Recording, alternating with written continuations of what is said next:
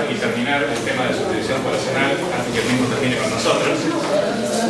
Y quiero comenzar volviendo a una diapositiva del principio de la presentación, ¿sí? Donde tratamos de definir el concepto de endogamia y vincularlo con patrones de parentesco y a la larga de similitud entre alelos, ¿sí? Fíjense, cuando no hay endogamia, significa que si tomo dos alelos en una población, para una única población, o en el esquema nuestro en una subpoblación, significa que tomar dos alelos al azar me va a llevar en promedio a un cierto grado de parentesco entre ellos. Parentesco es cuán cercano está el ancestro común a esos dos alelos, ¿cierto? Del mismo modo que hablar de parentesco entre dos personas es identificar la proximidad genealógica en generaciones de su o sus ancestros. ¿De acuerdo? Bueno, sin endogamia en operación parmítica, tomar dos alelos al azar es lo mismo, produce el mismo resultado, da la misma probabilidad de que tengan un ancestro cercano X generaciones para atrás, que tomar los dos alelos que componen el genotipo de un individuo. ¿Por qué? Porque bajo parmicia esos individuos diploides resultan de combinaciones al azar de alelos, ¿cierto? Son la realización, la manifestación del mismo fenómeno. Aquí elegimos nosotros los alelos al azar. Se supone que si una población es parmítica, esos pares han sido formados justamente al azar. Hay un pequeño detalle que incorporamos la vez pasada, y es que estas dos cuestiones son casi idénticas. Y el casi viene por el hecho de que nuestras muestras al azar, los apareamientos, resultado de la parmixia hoy, son resultado de las frecuencias alélicas de la generación anterior. Y de una generación a otra puede haber un efecto de endogamia adicional, digamos así. Por eso lo he hecho de que la población es finita. Si la población es suficientemente grande, ese efecto lo podemos despreciar.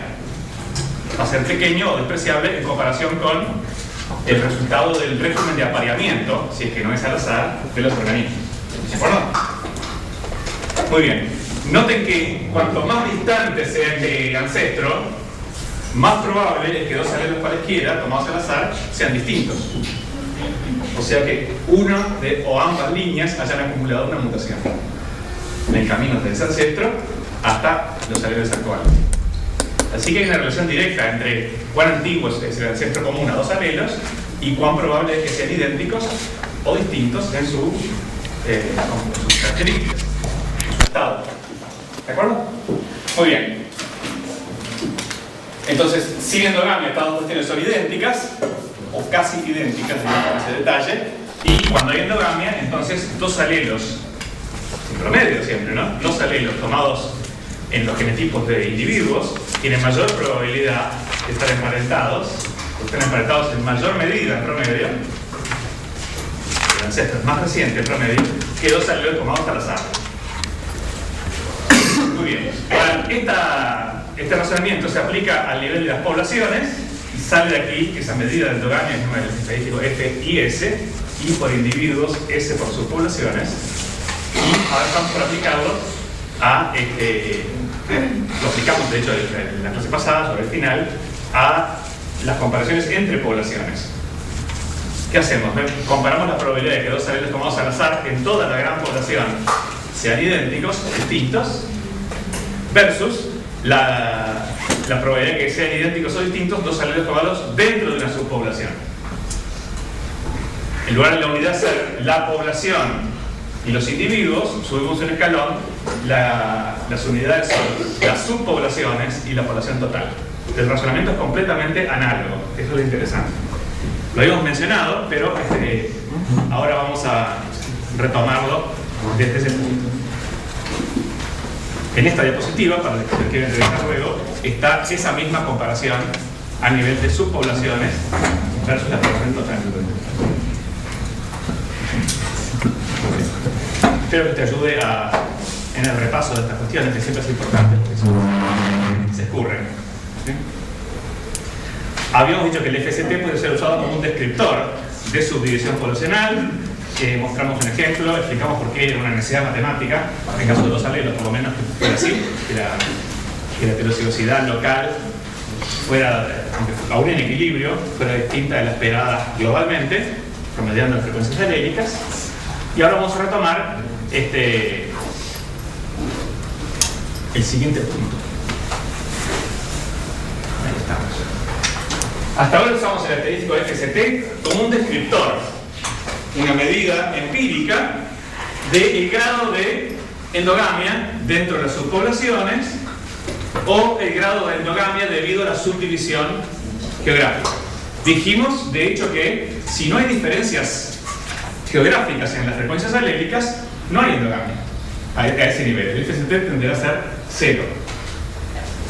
De modo que el FST es una medida normalizada que indirectamente refleja el grado de diferenciación en frecuencias alélicas y en las características de los alelos en general de las subpoblaciones. Si las subpoblaciones son idénticas entre sí, tampoco difieren del total y el FST tendrá a ser 0. ¿De acuerdo? Muy bien. Ahora, esta es una cuestión descriptiva, una medida, podemos decir, como son los estadísticos normalizados, que hay más subdivisión geográfica en el Tucutuco de Río Negro que en el Rapid doméstico o que entre las llamadas, entre comillas, razas humanas. ¿Sí? Es una descripción. No habla ni del bien ni del mal, sino describe grados de diferenciación. Dijimos, de hecho, que podríamos haber estimado también un grado de diferenciación comparando las frecuencias alélicas entre poblaciones, cosa que se hace. ¿Sí? Aquí hemos optado por una definición de FST más genealógica de grados de parentesco, pero la original, de hecho, se basa en la varianza de las frecuencias alélicas entre poblaciones. Sucede que es completamente análogo a lo que hemos adoptado aquí. Bueno, muy bien. Ahora, esta medida de subdivisión, bajo neutralidad, refleja una dinámica poblacional donde juegan como elementos contrapuestos los regímenes de apareamiento local, o sea, el sistema de apareamiento causado por la misma subdivisión geográfica y el efecto de la subdivisión. Vamos a reformular esa frase, de hecho lo voy a hacer también en la diapositiva. Una población subdividida, estructurada en subpoblaciones, va a haber su grado de diferenciación, estructuración geográfica, va a depender de dos factores contrapuestos. Por un lado, la deriva operando a nivel local, que tiende a diferenciar las poblaciones, eso ya lo aprendimos bien cuando estudiamos el efecto de la deriva, incluso sin migración, cuando hablamos de filogeografía, ¿sí? Y el efecto contrapuesto del flujo génico, del intercambio de individuos y a través de ellos de genes o de alelos, ¿sí? La subdivisión tiene el flujo génico como contrapeso y en equilibrio el FST depende del flujo génico. Y esto es lo que vamos a tratar en la clase de hoy. ¿Estamos hasta ahí? Bueno.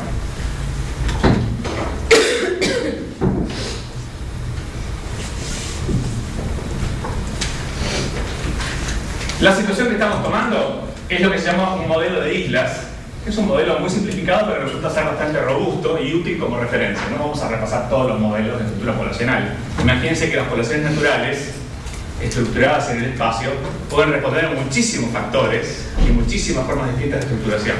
Nosotros vamos a hacer una entrada modesta, pero útil, por un modelo muy sencillo, que dice que la población total, el recuadro rojo, está compuesta de subpoblaciones que las imaginamos como islas, parchecitos, todos de igual tamaño y todos capaces de intercambiar individuos y a la larga genes de manera asimétrica.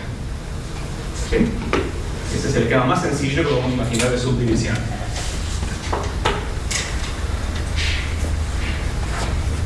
Como es un modelo simétrico, si tomo una subpoblación cualquiera, tiene igual probabilidad de intercambiar alelos con cualquiera de las demás.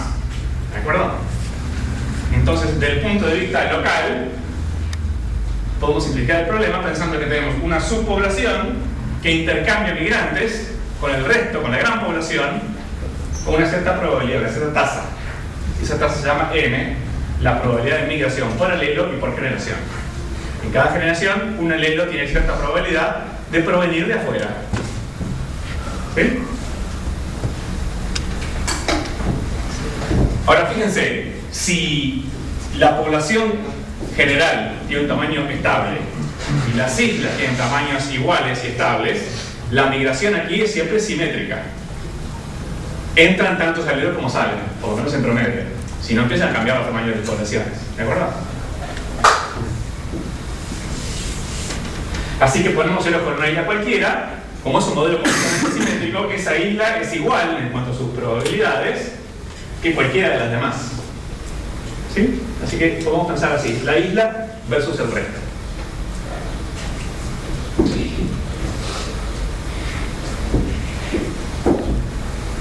Entonces fíjense, mi pregunta, recuerden que el FCT refleja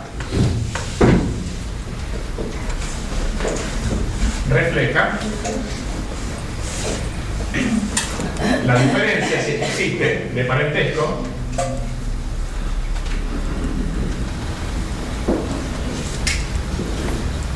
entre dos alelos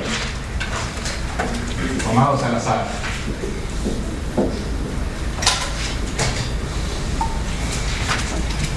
dentro de una subpoblación o de las subpoblaciones, como generalizar,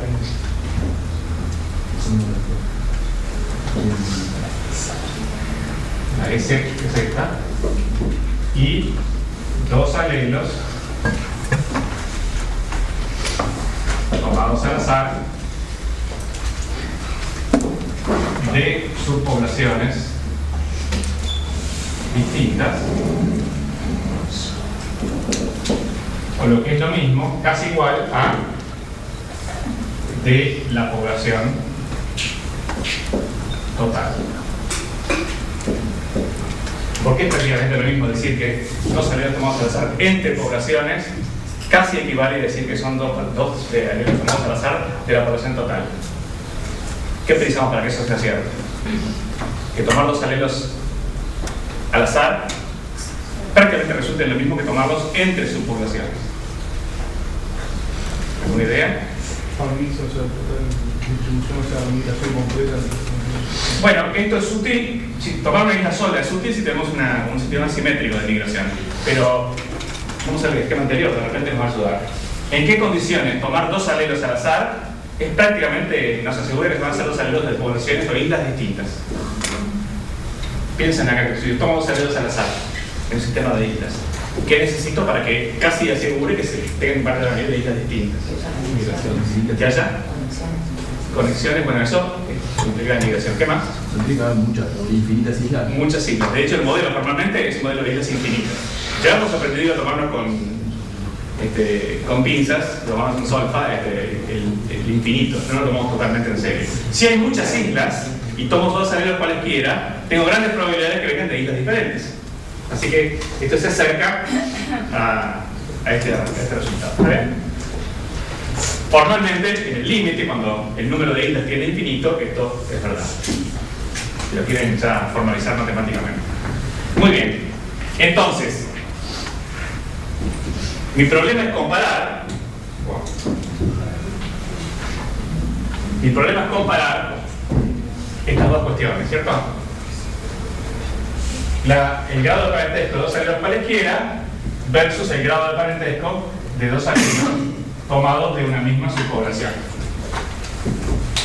Este recuadrito ya no es más un individuo, un genotipo diploide, sino dos alelos tomados dentro de una subpoblación. Es una subpoblación. Bien, ahora sí. Por definición, nosotros tomamos dos alelos dentro de una isla.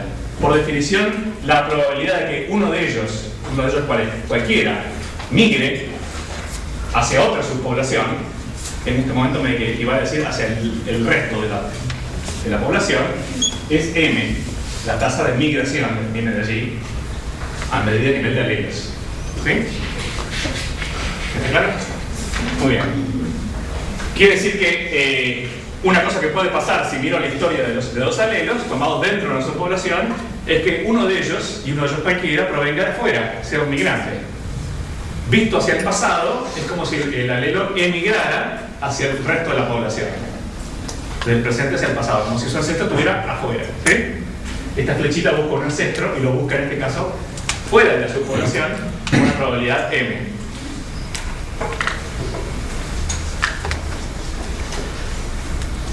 FST es ese exceso de homocigosis, esa es la diferencia, en las subpoblaciones con respecto al total. Recuerden que habíamos dicho que dos alelos cualesquiera, en cualquier circunstancia, en cualquier especie, tienen una cierta probabilidad de ser idénticos. Tomarlos dentro de los individuos le aumenta la probabilidad de que sean idénticos, eso lo llamamos endogamia local, o el tomarlos dentro de las subpoblaciones aumenta esa probabilidad de que sean idénticos. Pero hay una probabilidad basal de que sean idénticos que es la de dos alelos cualesquiera. Por eso es esa diferencia que estoy tratando de estimar. Para calcular el valor de equilibrio, hago lo siguiente. Tomo dos alelos al azar dentro de la subpoblación y considero su historia hacia el pasado, lo que ya hemos hecho varias veces a lo largo del curso. ¿Sí? La primera vez que lo hicimos creo que fue para calcular la probabilidad de que dos alelos cualesquiera provengan de un único ancestro común en una generación. Ahí derivamos el famoso 1 sobre 2n. ¿De acuerdo?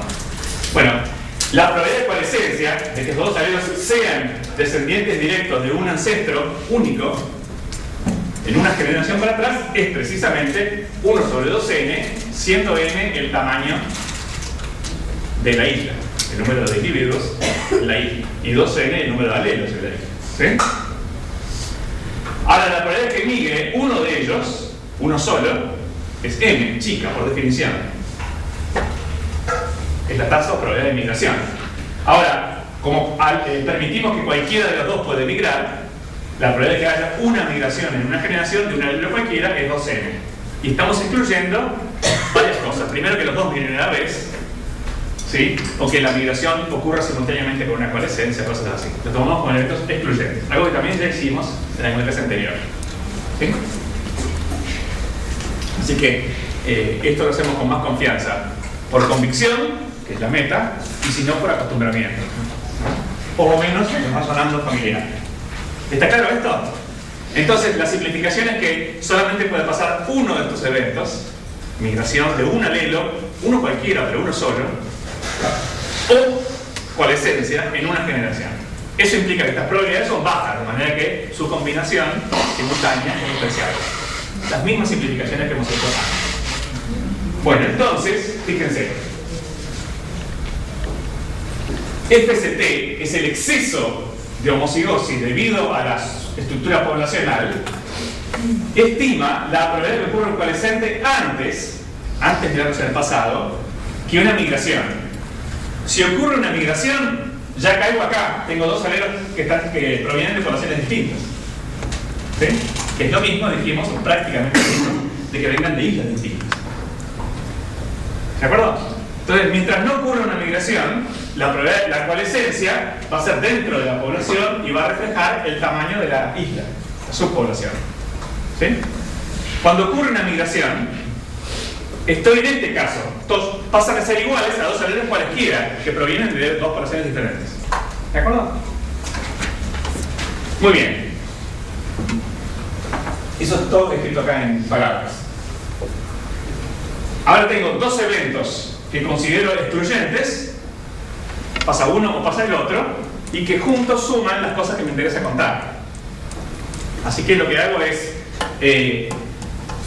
tomo casos favorables de estos casos adversos y hago la siguiente ecuación. La esperanza de FST es la probabilidad de coalescencia que refleja la endogamia dentro de las subpoblaciones o islas, dividida que la suma de la probabilidad de migración 2m más la probabilidad de coalescencia. Son dos eventos excluyentes y son los únicos que me interesa considerar. ¿Sí?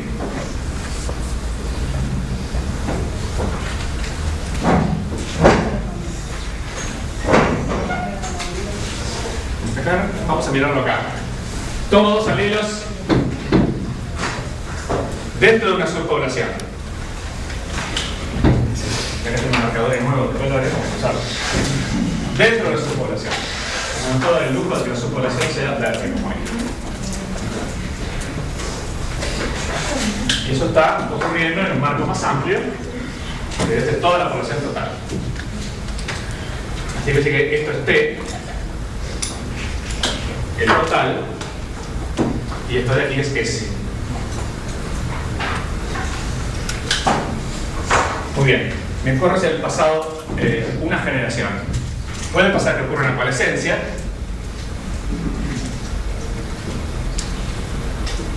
que es igual a 1 sobre 2n, siendo n el tamaño, el número de individuos de la isla, del sistema diploide. ¿Sí? Lo otro que puede ocurrir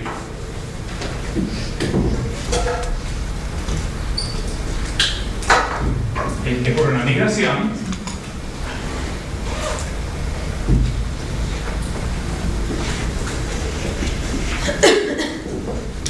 es aproximadamente igual a 2n chica. 2 porque después los dos salidos cuentan para esa posibilidad. Si ocurre una migración, paso de esta circunstancia a esta. Ya son dos salidos para la izquierda, están en islas distintas. Me moví una generación para atrás y me encontré con que están en lugares distintos. Así que su parentesco será ese parentesco basal, la endogamia basal que tiene cualquier población, total en este caso. ¿De acuerdo? Así que básicamente pasé de aquí a aquí con la probabilidad 2n. Si es que no ocurre antes, una coalescencia, incluso ya que dentro de su población. Bueno, ahí está el conteo de casos favorables y casos desfavorables. ¿Sí? Entonces quiere decir que el exceso de endogamia debido a la estructura poblacional depende, en este caso, precisamente, del tamaño de esa subpoblación. Más pequeña hacia la isla, más probable que dos salidos coalescan. ¿Sí? Y el hecho de que no coalescan está favorecido, o requiere, que no coalescan localmente, requiere que alguno de ellos migre para pasar a ser parte del total. Ahí se pasará por distintas islas y solamente van a coalescar en algún momento que coexistan de vuelta en el pasado en alguna población. Ese diferencial es precisamente lo que queremos estimar. Entonces, ese es el resultado en una forma primaria. Luego, lo que vamos a hacer es transformarlo en esta definición. Entonces, que el equilibrio entre mutación y deriva en la ecuación paramétrica era algo muy parecido: 1 sobre 4n más 1.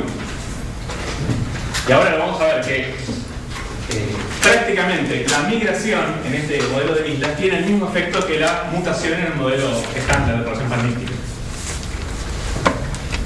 Ocupa el lugar literalmente en la ecuación. Ya vimos entonces que FST, su valor de equilibrio esperado, es inversamente proporcional a la tasa de migración, concretamente a esta combinación de n, tamaño de las islas, por migración, proporcional a esa medida. Conceptualmente, que nos dice que en un modelo de islas, cuanto mayor sea la tasa de migración, menor será la endogamia local. Cuanto más migran los alelos, más quedan repartidos rápidamente en la población total. ¿Sí? Eso entra en balance ¿con qué? Con el tamaño de la población. Porque el tamaño de la población me dice la probabilidad de que coalescan rápidamente y reflejen el efecto de la endogamia local, justamente. Ese es el contraste y esas son las dos fuerzas o procesos contrapuestos. Ahora, esta letra E, valor esperado de esperanza, es muy importante porque esto es una medida de equilibrio. Lo ponemos comparado con este porque este era otro equilibrio que habíamos estudiado, el equilibrio entre deriva y mutación, que recuerden que era un equilibrio dinámico. Dependía del comportamiento a largo plazo de la población. Para llegar a ese equilibrio, las reglas, digamos así, tienen que estar fijas por largo tiempo. El tamaño de la población tiene que ser constante y la tasa de mutación tiene que ser constante. Acá, por analogía, tenemos lo mismo. Para que este equilibrio, y esto tiene que ver con tu pregunta sobre el HST, que pasa a ser algo distinto de la endogamia local, efectivamente. Para que este equilibrio funcione, tenemos que tener un régimen poblacional estructurado en islas, con tamaños constantes, número de islas y tamaño de las islas constantes, y que estable durante mucho tiempo. De manera que el juego del azar, de la migración y la deriva, llegue a un equilibrio dinámico. En promedio, la endogamia causada por la subdivisión esté en torno a este valor de equilibrio. ¿Está bien? Es decir, la gran diferencia entre el estadístico FST y el FIS, no en cuanto a lo que miden cosas distintas, sino en cuanto a su comportamiento, es que dijimos que bajo neutralidad el FIS mide el comportamiento de una generación, la generación parental que dio lugar a la generación que estamos mostrando hoy. La endogamia o aparcamientos de Hardy-Weinberg se realizan, se manifiestan en una generación. ¿Sí? Quiere decir que el FIS es una medida, desde el punto de vista evolutivo, instantánea. Me dice cómo se comportó la generación parental, cuál fue el régimen de apareamiento, si fue palmíptico o no, para producir la generación que estoy observando o mostrando hoy. No tengo que preocuparme demasiado de lo que pasó antes. ¿Sí? En cambio, el FST, como es un equilibrio dinámico de largo plazo, se parece más a este otro. Para que estemos cerca del equilibrio, tiene que haber una larga historia de estabilidad. Número de islas que sea el mismo, régimen de migración constante y simétrico. Una larga historia de estabilidad. Es un equilibrio que lleva mucho tiempo. Del mismo modo que el equilibrio de deriva y mutación lleva mucho tiempo. Sí. No entendí bien la equivalencia entre mutación y migración.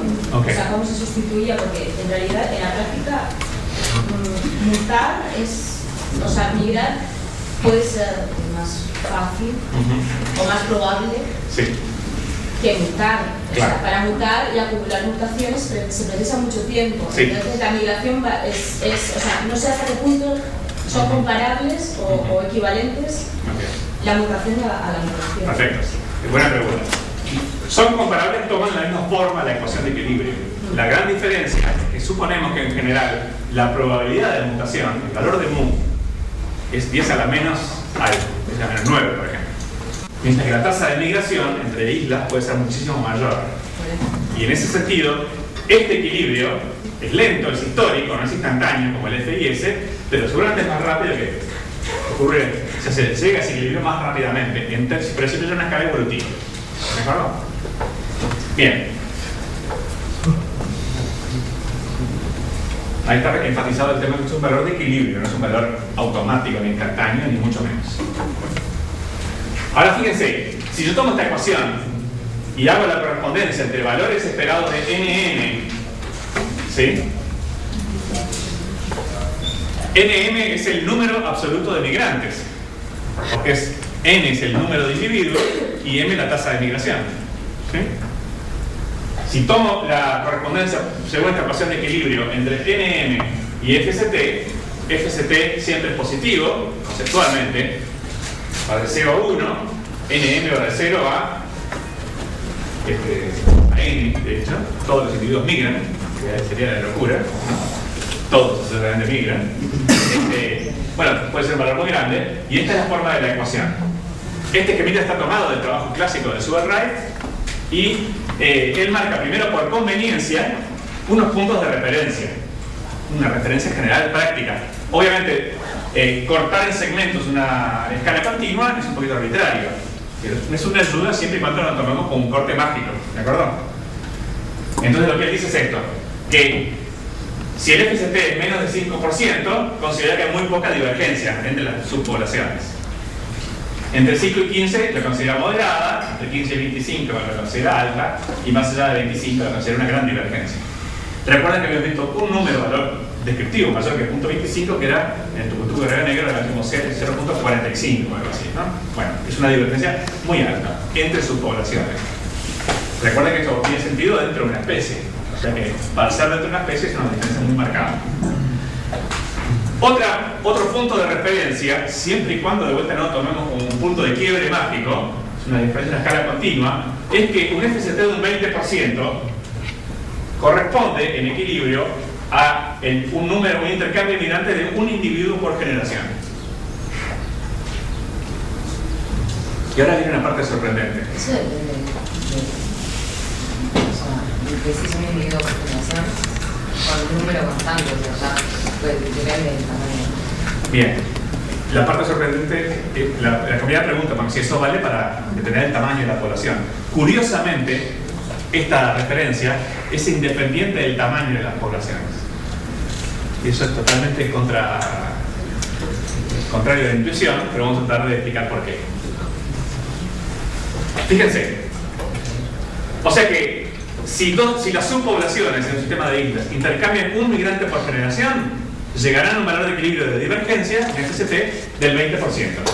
¿Qué significa, en términos más terrestres, que la variación genética, un 20% está fragmentado entre poblaciones? y el 80% de esa variación o varianza está compartida por las poblaciones. Lo paradojal es que ese equilibrio no depende del tamaño de las islas, depende solamente del número absoluto de migrantes. Esto significa también, después vamos a ver por qué, pero interpretando esta es la gráfica que sale de esta ecuación, ¿cierto? Descriptiva, siempre en equilibrio. Esto significa que un número de migrantes bastante mayor que 1, pero no excesivo, 2, 4, 8, 10, un número de migrantes de ese tipo, prácticamente garantiza que la población se mantenga con una divergencia geográfica mínima. Vamos a enfatizar la paradoja antes de empezar a explicarla. La paradoja es que si tengo un sistema de islas y las subpoblaciones tienen 1 millón de individuos, basta que intercambien en promedio un migrante por generación para que mantengan una divergencia mínima. Y si tienen 100 individuos cada isla, también con un migrante por generación no van a pasar de un valor de 20% en promedio de divergencia. Eso es asombroso. La razón es la siguiente.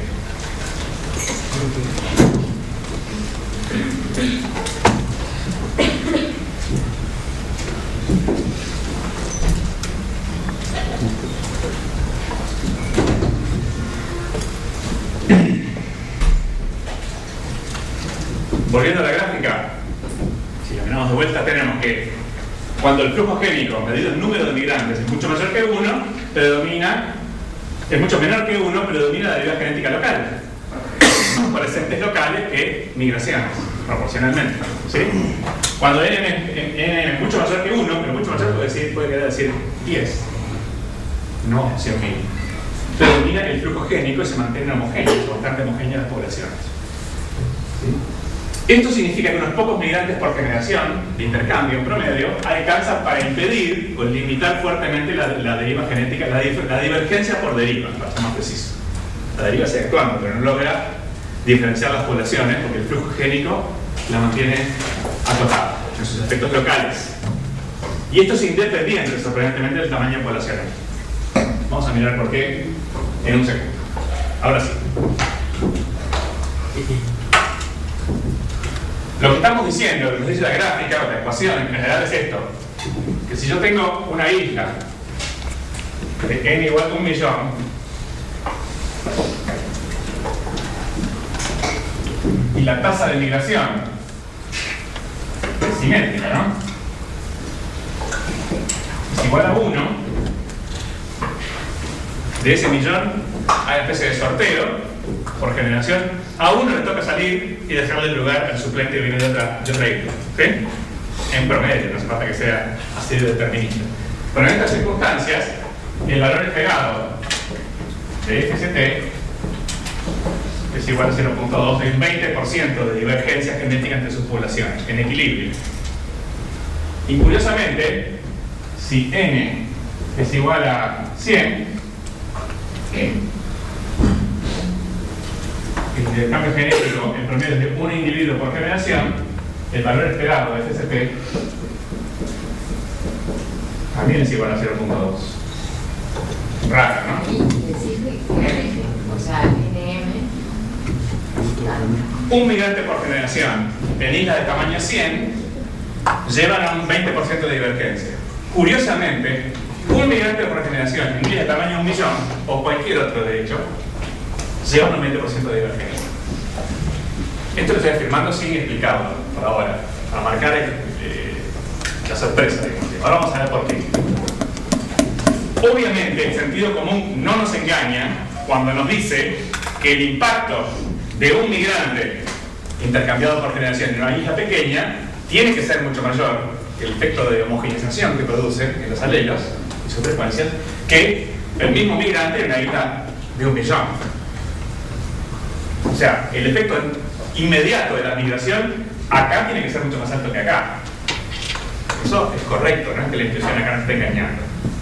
Lo que sucede es que tenemos que ver este fenómeno en contraposición con el otro proceso. ¿Cuál es el proceso que lleva a la diferenciación de las poblaciones? La deriva genética, ¿sí? La deriva acá. Así que acá, fíjense, el flujo génico efectivamente es igual a 1. Esa es la medida. ¿Sí? 1 en cuántos? En 100. Un individuo cada 100. La deriva, acá, 1 sobre 2n, 1 en 200. ¿Sí? Así estamos imaginando que las islas se diferencian, tienden a diferenciarse a un ritmo de 1 en 200 por deriva, mientras que tienden a homogeneizarse por causa del flujo génico a un ritmo de 1 en 100. Este balance, el balance entre las dos cosas, es lo que determina el equilibrio de FST. ¿Sí? Estamos diciendo que es este. Bien. Ahora, en este caso, el flujo génico, su impacto inmediato es un migrante en 1 millón. Y la deriva es 1 en cuánto? En 2 millones. ¿Sí? Entonces, lo que sucede es que efectivamente un migrante en 100 es mucho más en lo inmediato, en cuanto a importación de genes, que un migrante en 1 millón. Eso no cabe duda. Lo que sucede es que simultáneamente pasamos de una deriva fuerte, local fuerte, de un ritmo de 1 en 200, a una deriva de un ritmo de 1 en 2 millones. La relación, el equilibrio entre estas dos cosas es el mismo. Más o menos de 1 en 2. ¿Sí? ¿Está bien? Entonces, lo podemos imaginar así. Llega un migrante por generación a una isla pequeña, produce un cambio más apreciable de frecuencias alélicas, importa alelos frescos, un impacto inmediato más fuerte. ¿Cuál es el impacto? Tiende a homogeneizar las islas. Comparten alelos, los vuelven más homogéneos. Pero eso ocurre en una población de 100 individuos donde la deriva también es fuerte. Curiosamente, pero al final no termina convenciéndose, un migrante por generación en una isla enorme, de 1 millón de individuos, produce un impacto mucho menor que el anterior, el inmediato. Pero la fuerza de contrapeso que tiende a diferenciar en lugar de homogeneizar las poblaciones también es muchísimo menor. Y es muchísimo menor en la misma proporción. ¿Sí? Entonces los dos efectos curiosamente se cancelan.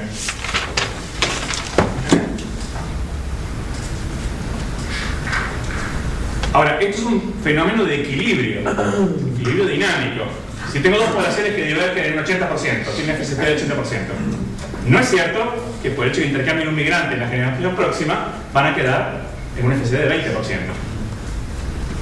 Pero si eso se repite, un migrante por generación, y las poblaciones se mantienen de iguales tamaños, etc., es cierto que a la larga el FST va a tender a bajar de 80% a 20%, la igualdad de equilibrio. ¿Está bien?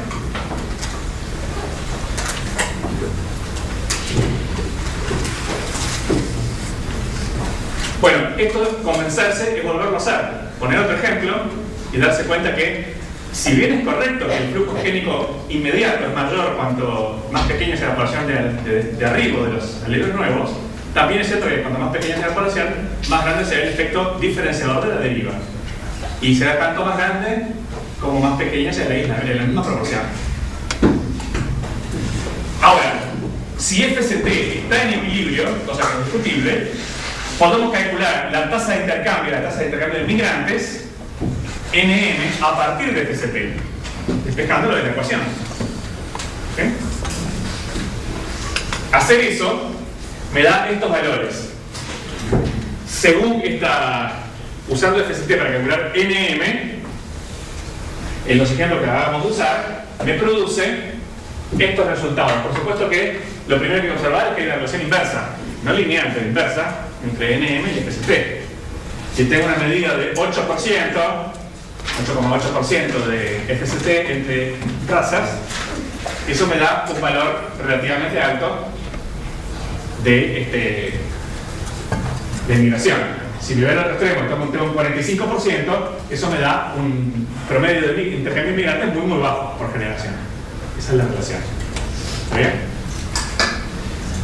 Bueno, hago notar de paso que es dudoso en cualquiera de estos 4 casos que haya realmente un equilibrio. Porque la historia de estas poblaciones seguramente ha sufrido cambios en estructura, tamaño, probabilidades de migración en distintas épocas. ¿Sí? Pero si hubiera un equilibrio, directamente podríamos calcular, estimar migrantes a partir de FCT. Porque hay una relación de equilibrio entre ambos.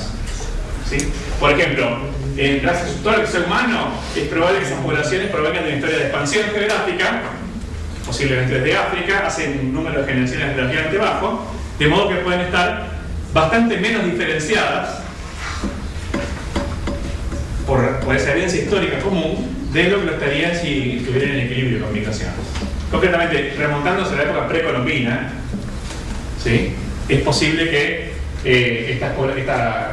las razas humanas entre sí no intercambiaran 3 migrantes por generación, sino tal vez menos. Pero hay un efecto histórico de que hace 150.000 años se expandió la población humana moderna a todo el viejo mundo, y esa similitud histórica mantiene una impronta, hace que las poblaciones sean tal vez más similares, poblaciones aborígenes, de lo que serían si provenientes de una historia más fraccionada. En el caso de Latinoamérica tenemos ejemplos de experiencia directa de que hay una expansión geográfica, con lo cual las poblaciones seguramente están intercambian menos migrantes hoy de lo que estas medidas sugieren, todavía menos. O sea, estas poblaciones, como el número de migrantes es muy bajo, posiblemente menor que esto incluso, van a seguir divergiendo seguramente más y más, solamente por deriva. Vamos a vislumbrar, sin detalles, pero ver un poquito, algún patrón un poquito distinto del de islas, de diferenciación geográfica.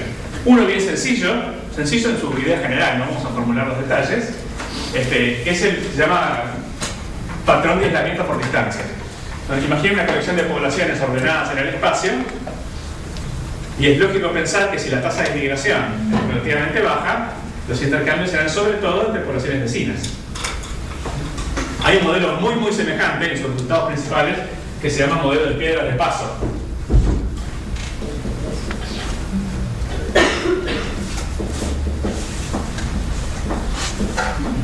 Stepping stone en inglés, ¿sí?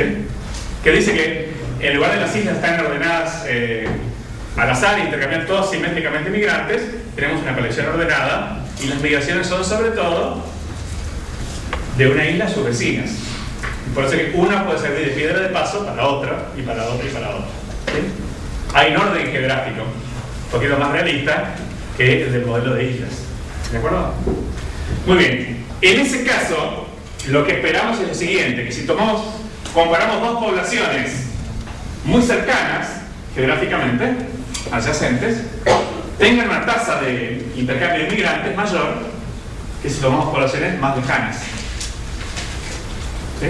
Tomo 2 poblaciones cualesquiera. Si están muy lejos, en realidad la migración requiere todo un pasaje por poblaciones intermedias. El valor neto por generación va a ser menor. ¿Sí? De repente tengo un migrante cada 5 generaciones. Y en cambio las poblaciones vecinas tienen 1 o 2 migrantes en cada generación de intercambio. Hay un efecto de aislamiento geográfico sin que haya barreras, sino simplemente están ordenadas las poblaciones en el espacio.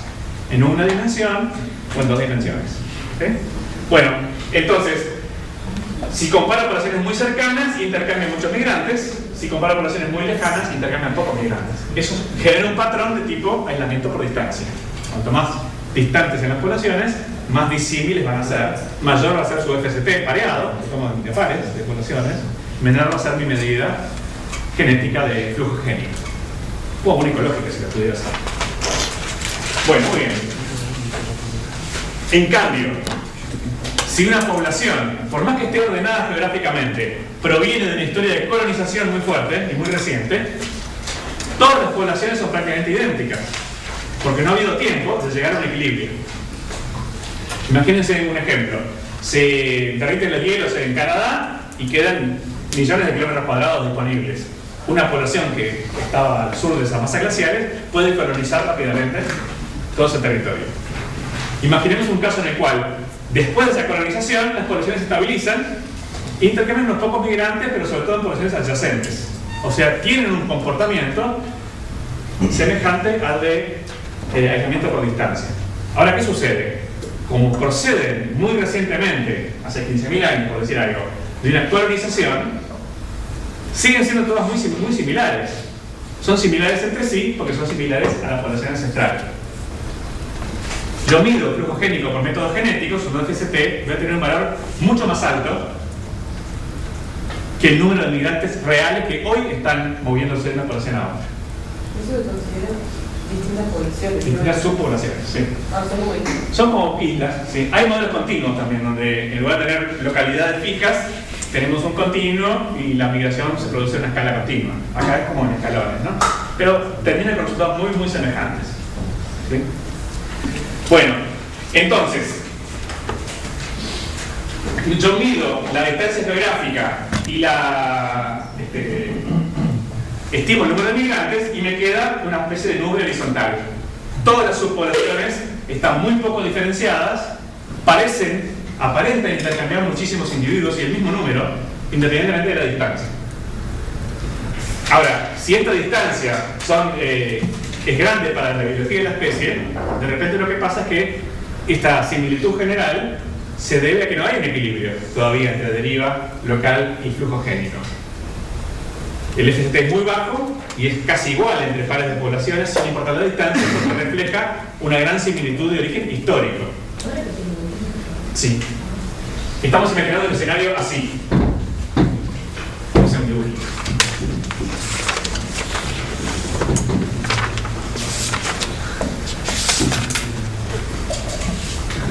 Cuando hay equilibrio, tenemos una situación donde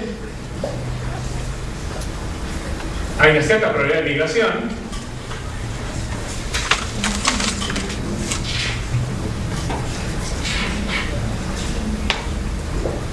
una tasa M por individuos. Si esta situación se mantiene durante mucho tiempo, se genera ese equilibrio por distancia. ¿Sí? Esto.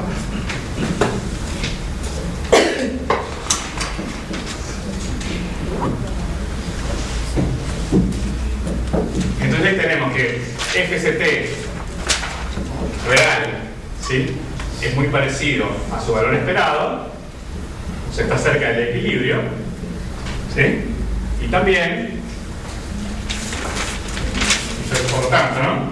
Y también NM estimado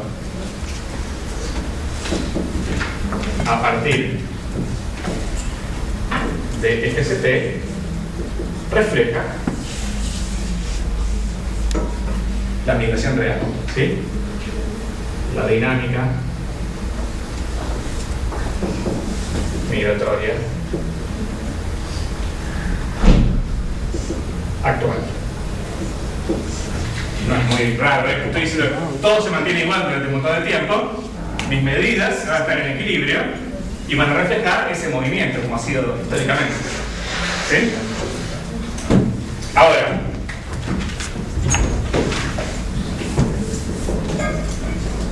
fuera del equilibrio.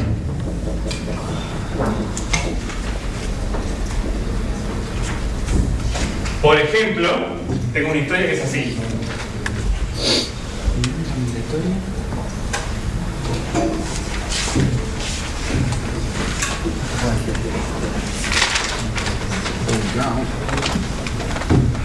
En expansión histórica,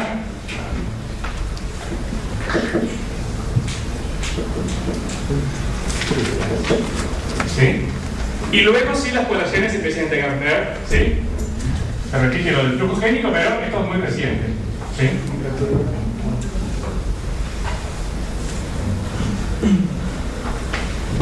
¿De acuerdo? Ya casi, a partir de ese momento tenemos una tasa M de migración. O sea, si nosotros midiéramos ecológicamente, marcando migrantes, ¿sí?, la población esta hoy sería muy parecida a esta otra de acá. La única diferencia viene que la historia anterior es muy distinta. Acá se derritieron los hielos y la población explotó, colonizó el área y recién después empezó a establecerse y a mantener un régimen más normal. ¿Sí? Entonces, ¿qué pasa aquí? FST, ¿cómo va a ser mi medida de divergencia genética comparado con la esperada? La esperada hoy, ¿no? Paso distinto. acá tenemos un valor de FST cualquiera, si hubiera equilibrio, va a ser distinta, mayor o menor. FST va a ser menor, ¿sí? Hay dos posibilidades, bueno, gracias por probar, menor que su valor esperado. Su valor esperado hoy, ¿no? Esto es según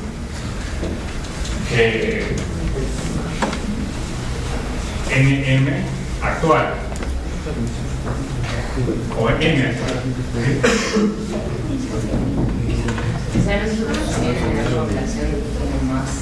La cosa es así.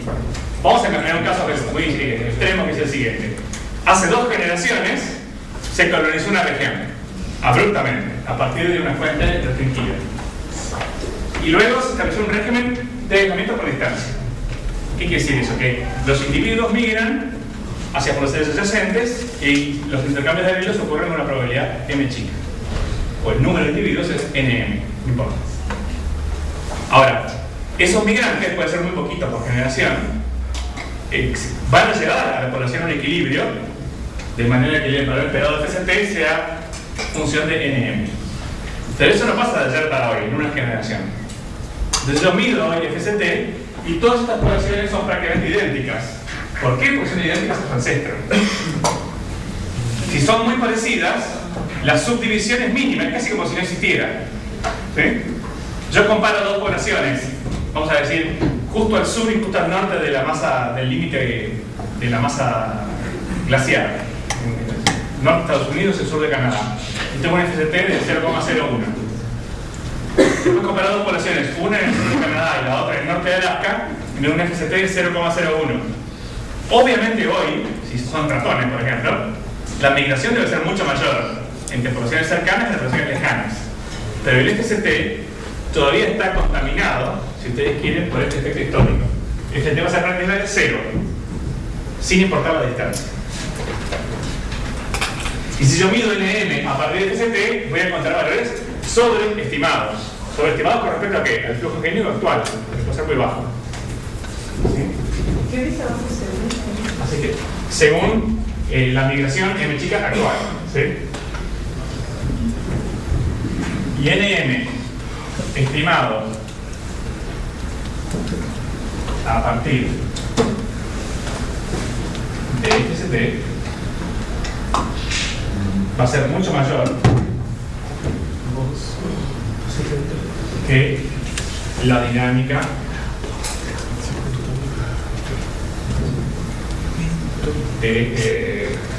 migratoria actual. ¿Está claro?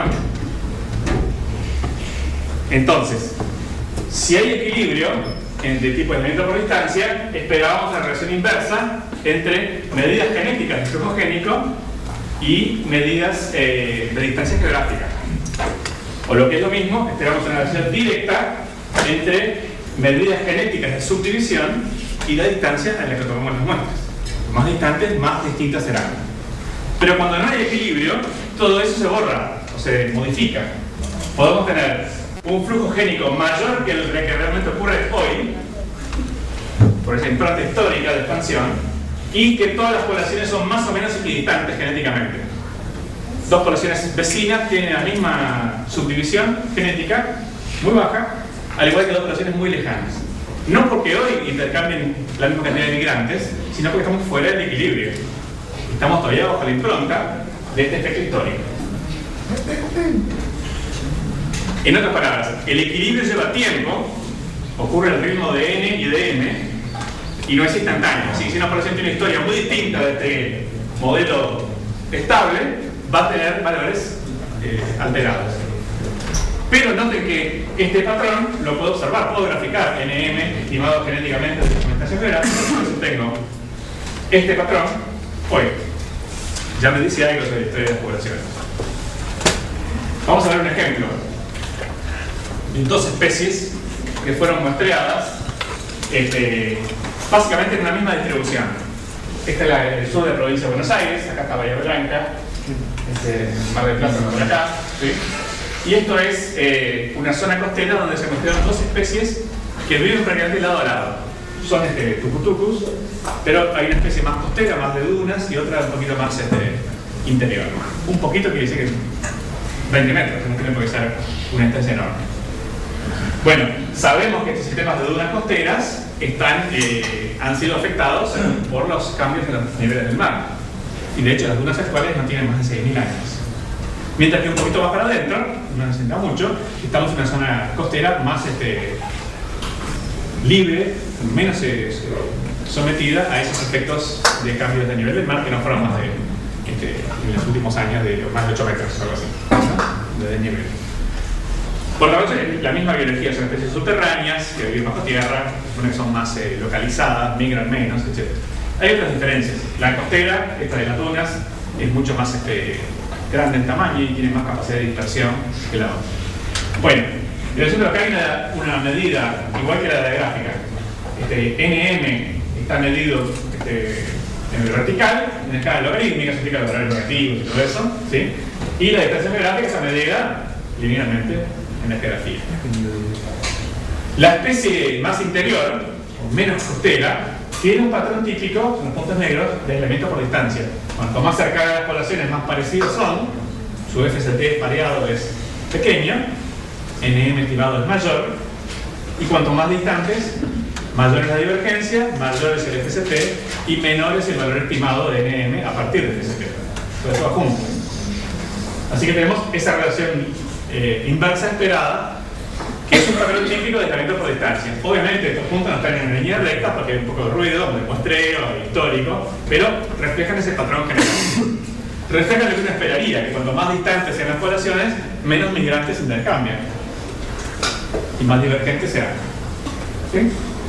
Pero la otra especie, en el mismo rango geográfico, muestra una nube de puntos horizontal.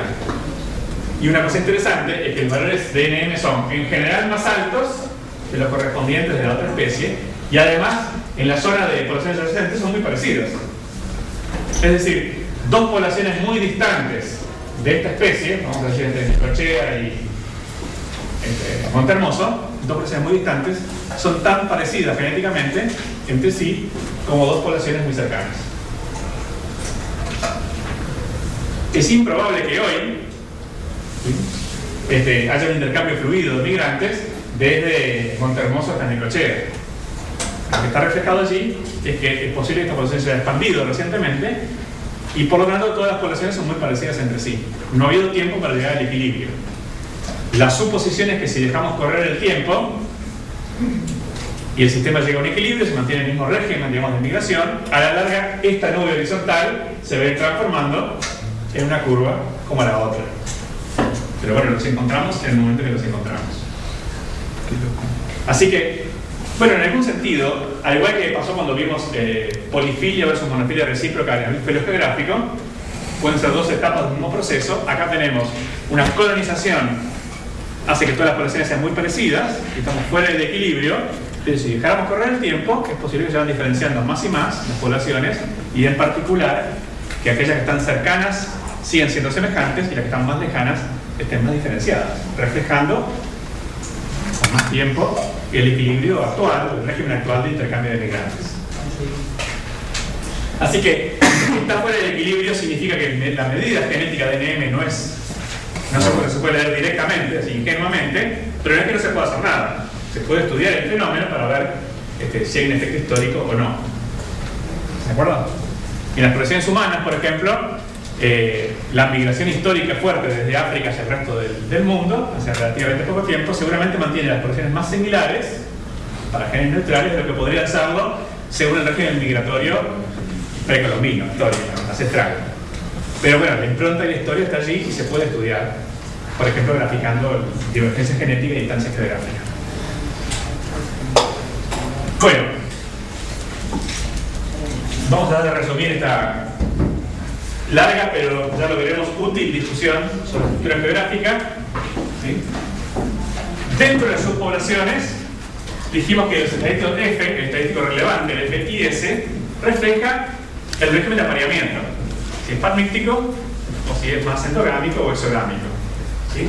El FS puede ir entonces de menos 1 más 1, bajo Appendice 0, estadísticamente 0, y nos refleja de forma casi instantánea, en una generación, los comportamientos reproductivos de los organismos.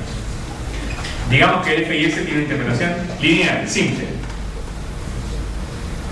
inmediata, por lo menos bajo neutralidad. Si no hay neutralidad, eso se puede complicar. Para marcadores neutrales, la interpretación es bien sencilla. Nos refleja el régimen de apareamiento de la población en la generación inmediatamente precedente a la que estamos estudiando hoy. No tiene muchas vueltas. En cambio, la subdivisión geográfica, el FST, si bien tiene la misma forma, se inspira en la misma idea, resulta depender de factores históricos mucho más complejos. No es tan instantánea. Se llegará a un equilibrio al ritmo de la migración y la deriva del local. No es tan instantáneo. Es más rápido que el equilibrio mutacional, como bien dijo la compañera, pero depende también de la historia. Así que, si yo calculo NM despejándolo de la ecuación de FST, no lo puedo interpretar literalmente de inmediato, a no ser que me convenza primero que estamos en equilibrio.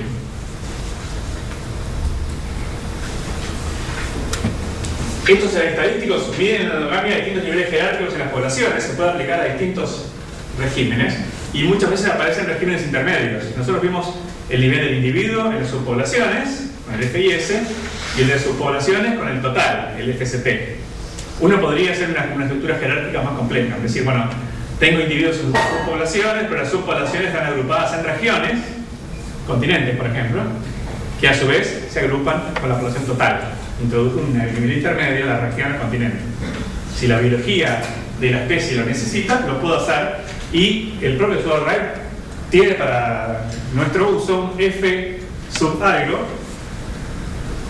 este SR para regiones, o este RT, para ver el efecto de ese nivel intermedio y medir la endogamia a ese nivel.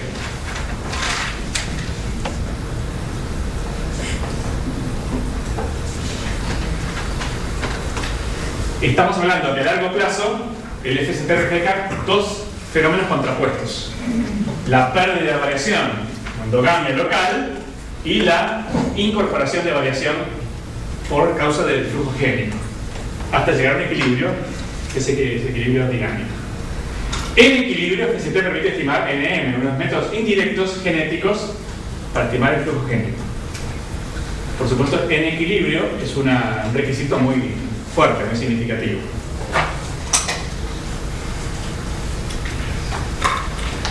Una cosa importante de esto son sus consecuencias, ¿sí? ¿Cuál sea este balance entre flujo génico y deriva local va a determinar qué probabilidades tienen las poblaciones de diferenciarse? Uno de los próximos bloques es el tema de la especiación. Es muy importante saber en qué condiciones las poblaciones tienen autonomía de vuelo y pueden acumular divergencia, y en qué condiciones el flujo génico es un restrictor y las mantiene como atadas, una divergencia moderada. Eso depende de este balance entre flujo génico y deriva, los dos procesos fundamentales que van a operar bajo neutralidad. Si el flujo génico es muy alto, pero no que es muy alto, puede ser simplemente